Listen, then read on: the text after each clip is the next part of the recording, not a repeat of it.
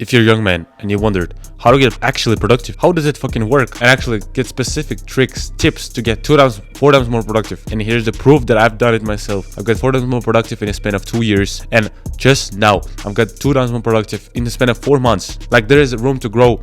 Although I'm 2 years into learning productivity, I watched thousands of podcasts. In November of 2023, I've made 4 videos a month. In April and May 2024, I've done 17 to 18 videos a month. Now, I've done 25 videos a month. I'm literally making 1 video every single day without losing quality. How does it work? First of all, everyone confuses term productivity. Let's make it clear. Productivity is not some vague term, magical term. Is it doing more things? Is it multitasking and doing 10 hobbies at the same time? Like keeping up with studies, keeping up with girls and whatever. It's just not clear. Because if you watch videos, just giving you random tactics, you don't even know what productivity even is. And they just give you tips and specific like fucking hacks that will make your life easier by 1%. They feed you these little snacks when you don't get a main meal, when you don't even understand what is it. I'm gonna tell you in so simple words and it will make sense for you.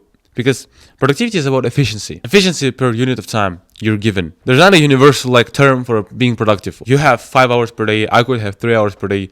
And competing for doing more is kind of unfair because you have more time than me. So we should exclude that term and how much time you have personally and how much you're getting done per that time. Now we're talking. And productivity is just about squeezing the maximum out of that time. It's just generally squeezing how much you're getting done per 1 hour of time. So it's not about working more. It's actually about working less. And this is the meta, most effective tactic available. Let's think back to 100 years ago.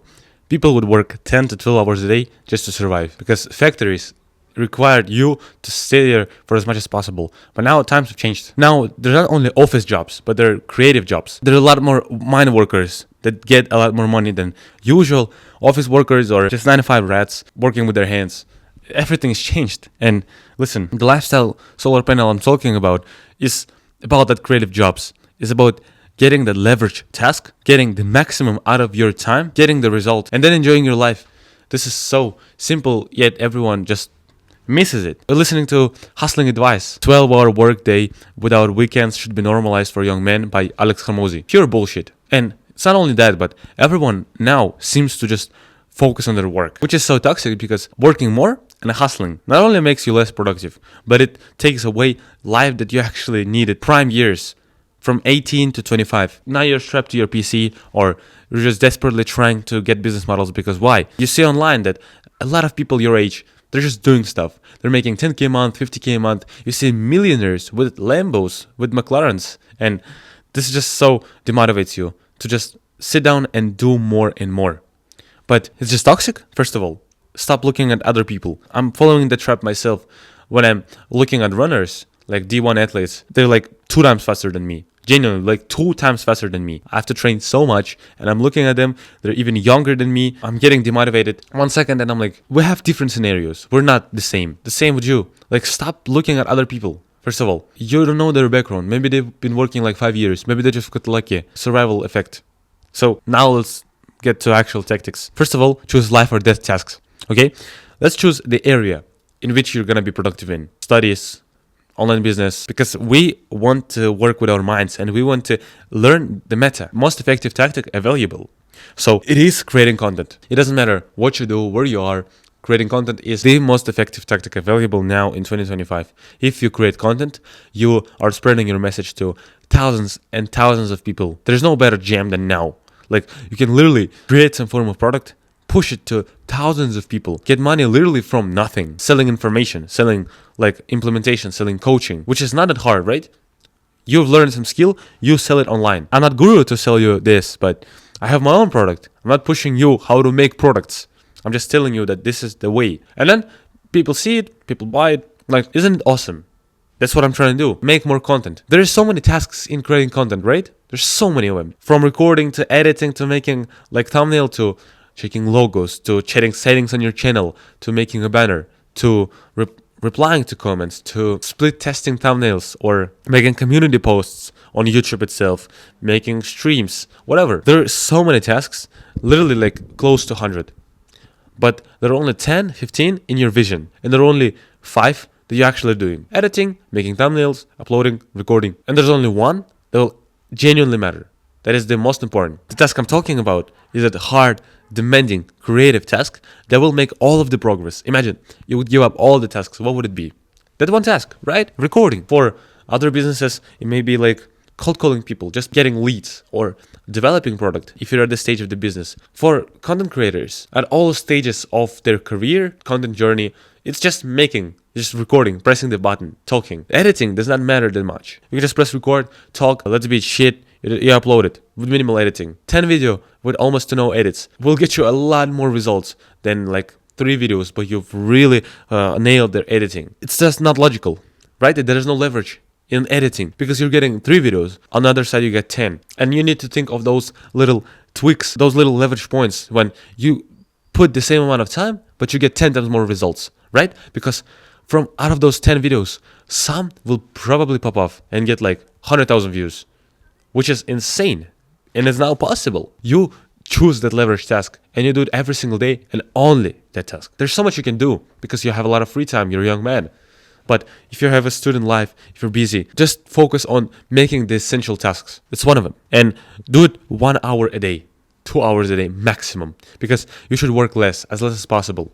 Why is that? It is scientifically proven that people can work 2 hours deeply maximum. I don't remember where I've heard it, but it's fucking true. Scientists, authors, they cannot work on deep task for more than 4 hours. When people write for 4 hours, their brain gets fried. Like imagine you're making your own novel and you do it for 4 hours every single day. You're not getting no huge ideas, writing the whole plot. It's your usual day. You wake up, you also have family problems, you have a quarrel with your family like yesterday, and you're sitting and writing for 4 hours. Ideas don't come into your mind. That's how we usually will feel when we're doing our videos. It's unpleasant, right? You feel tired. You don't want to record videos. But yet we're still here. And so that's the situation when you should work as less as possible, but get the most important task done. And this is it. Like you're done. One non-negotiable is you're waking up and you're eliminating it first time in the morning. Because you have brain points. You have commitment units. Okay? Brain points are given to you to survive, to live, to think. It doesn't matter what you do. What is your decision? Brain points are getting away. You're deciding to eat. That also takes brain points. You're working. Of course that takes brain points. And by the end of the day, they're drained. Like you have 0. You have to recover. You have to sleep to get them back. And so what you do first thing in the morning will decide where you spend your brain points. Are you even able to work properly? You can wake up first things first and just do the task. Just record videos. You will have 50 points left. But you've done the most important block, right?